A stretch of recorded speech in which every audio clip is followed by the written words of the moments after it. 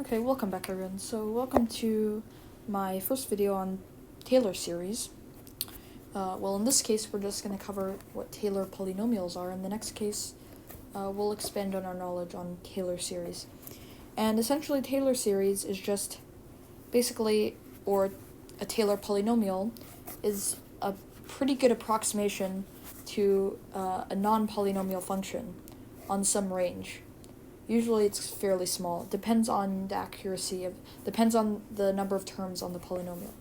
So let me give you an idea of what this is.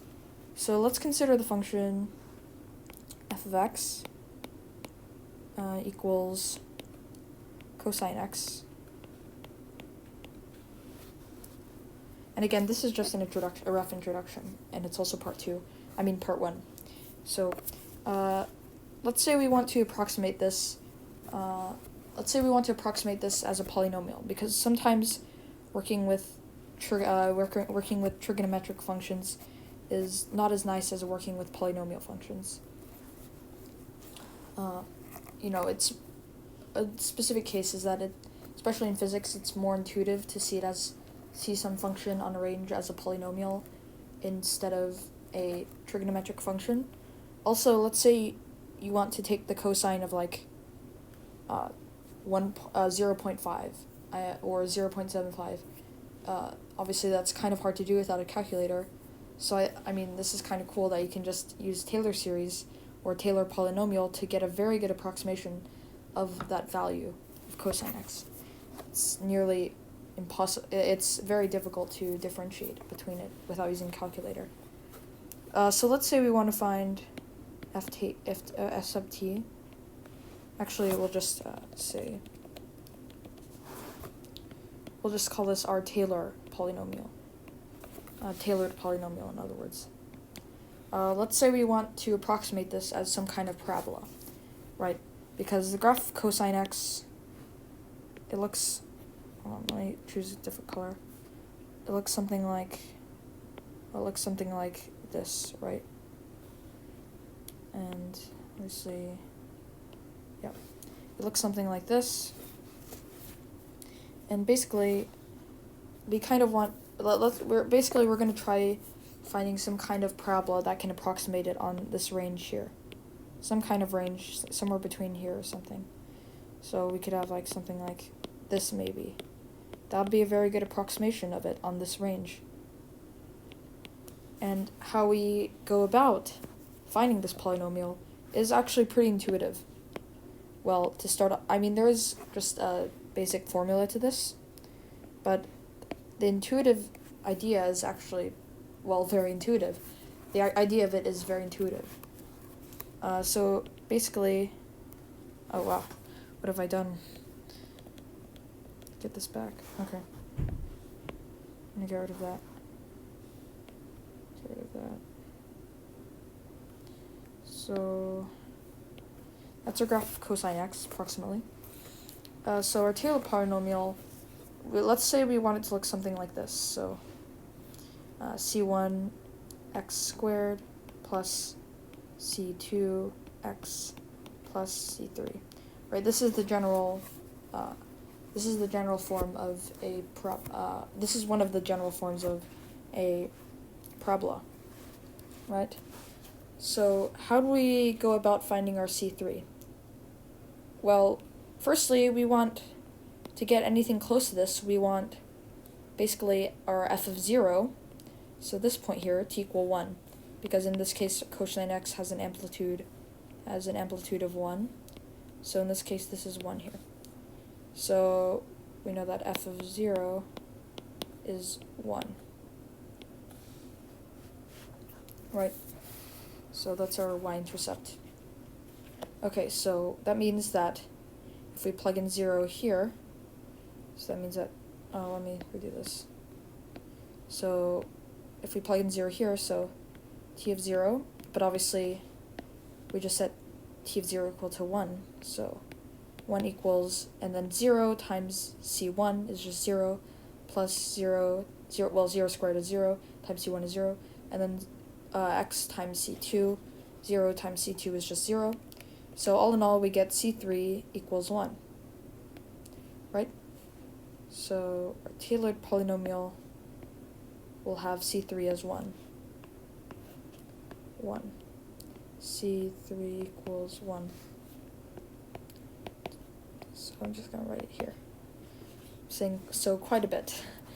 Okay, so to find C2, well, let's just disregard this for now. Let's just look at some of the information that we need from this graph. Well, we know that the derivative at the point 0 here, well, it looks like it's 0, right? It has a slope of 0. But we can verify that by first taking derivative of cosine. So f prime of x equals minus sine x, right? And, well, if we plug in 0, well, sine of 0 is just 0, right? So f and minus 0 is just 0. So f prime of 0 equals 0. So that means that, well, t prime of 0 also has to equal 0. So if we take the derivative of this function here, well, now we have 1 here. Obviously, all our terms go, this C3, since it's a constant, it goes away. And we're left with, well, t prime of x equals 2. Just use the power rule. Take the constant out. And then x plus C2. Right? And if we plug in 0, well, every term with 0 goes away. In this case, there's only 1. And again, we're left with our constant. Our constant controls everything here. So in this case, 0 equals our constant. So our x term is the x term just goes away. So let's see. Well, obviously we want to actually, now what if we want to find the second derivative of this? Well, the second derivative on cosine, well, we know that's, obviously we know that's negative cosine. But let's look at the graph here. What does the second derivative tell you? Well, it actually just tells you the rate at which the slope is changing here. Or, well, if it's the rate, yes, the rate at which the slope is changing here. Or in other words, it gives you information on the concavity, or concavity, however you pronounce it, concavity of the local region around it. So like this region here. In this case, we should get a negative value, since the slope, as we go through the intervals, this might look a bit messy, but if we draw tangent lines here, it's gradually decreasing. It's becoming more and more negative. So we know that. Sorry, I'm saying so a lot. I'm not sure why. So, again, there it is. So, we know that.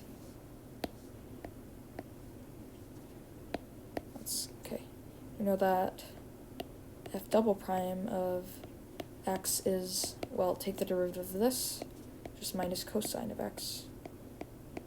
And again, f double prime of 0 is equal to minus, well, cosine of x, we found out that's already 1, so it's just going to be minus 1. Right? So just get, in this case, we just plug in, or we just take the derivative of this here. Right? That's, take the derivative of that, and we're left with C2. So C2 is just equal to minus, because we forgot the 2 here. This is just equal to minus 1/2, right? Because we're left with 2C2, so 2C2 equals minus 1. Right, this has to equal minus 1 to get somewhere close to this function. So C2 just equals minus 1/2 for this to work. Minus 1/2. Okay. So now let's look at, let's write this function in standard form. So we have our value of C1, C2, and C3. So let's just plug it in. So this is obviously C1, that's just going to be minus 1/2. It's just going to be minus 1/2 times x squared plus, well, 0 times x is 0, and our C3 is just 1. So plus 1. And this is approximately cosine x So this is a decent approximation along this range here, along fairly small range. So, for example, we could just use a calculator here. But what I wanted to do, I wanted to do something a bit special here, because if we go to, I set this up.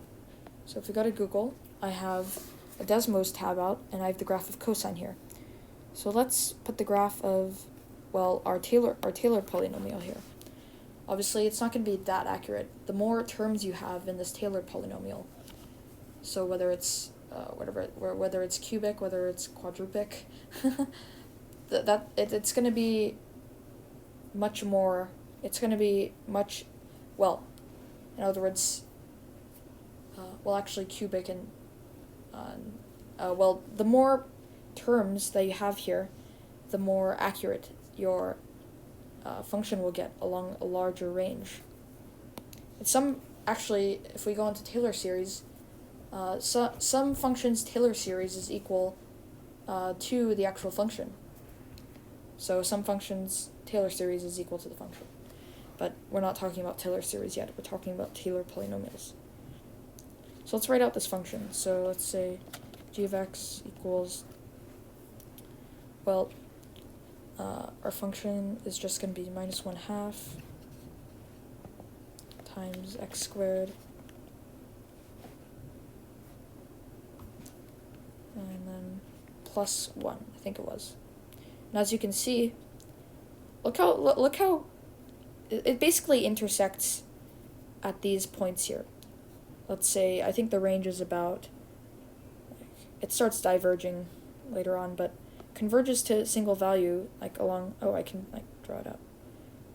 Let's see if I can, no, it doesn't look like I can move that around. Well, it seems like it's pretty much the same exact value along minus 1/2 and positive 1/2. So there you go. Of course you can actually center this polynomial at 1, for example.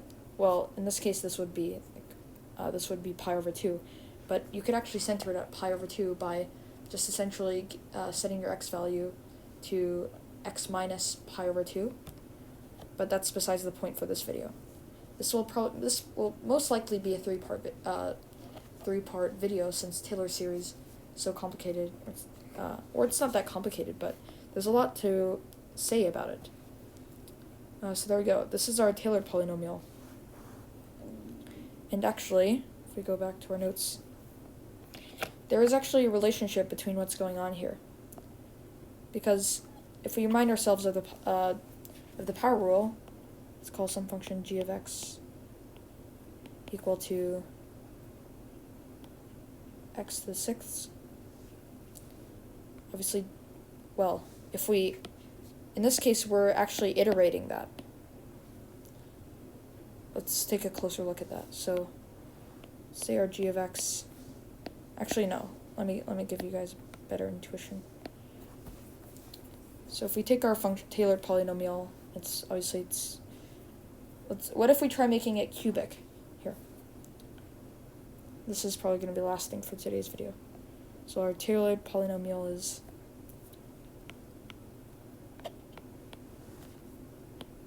equals minus 1/2 x squared plus 1. What if we wanted to add, let's say, a c4 here? Right? Because let me just make sure, yeah. What if we wanted to add a c4 here? Well, this would actually, in this case I would want to have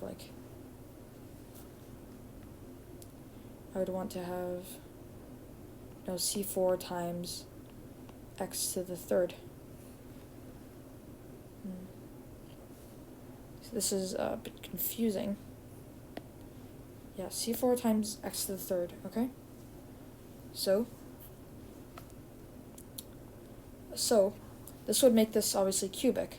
And to find this, well, we just have to take the 3rd derivative of this, but obviously we would have to, basically what happens is we we'd have to first have this at the beginning, right? But, so let's say this is just, how do I put this? So this is just, if we take the first derivative, let's just focus on this. We just get, well, 3 times c4 times x cubed, x squared. And then we just get, take the derivative again, 3 times 2 times c4 times x. And then again, 3 times 2 times times 1 c4 x to the 0, or just c4.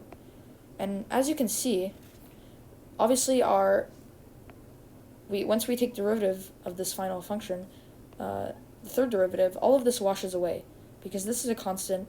This is by the time we take the second derivative, this will have also become a constant, and the third derivative takes it away, right? Has a slope of 0. But we see that this is always going to be equal to some value n here, or some value here. So we some value n1 here. We'll just call it n2. And then you can see that this is 3 factorial. This is the same thing as 3 factorial.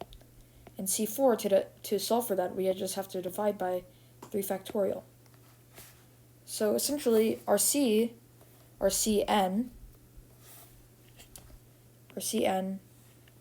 in general, I kind of wrote it in a funny way here, but cn in general is just going to be equal to n2, so n1 divided by n1 factorial. Right, and this is a very key concept. So I think we're going to stop there for now, because this is starting to get a bit confusing with all the writing here. So I'll see you in the next video. It will be part 2, and I'll try to go into more depth to this concept here, this idea here. So have a nice day.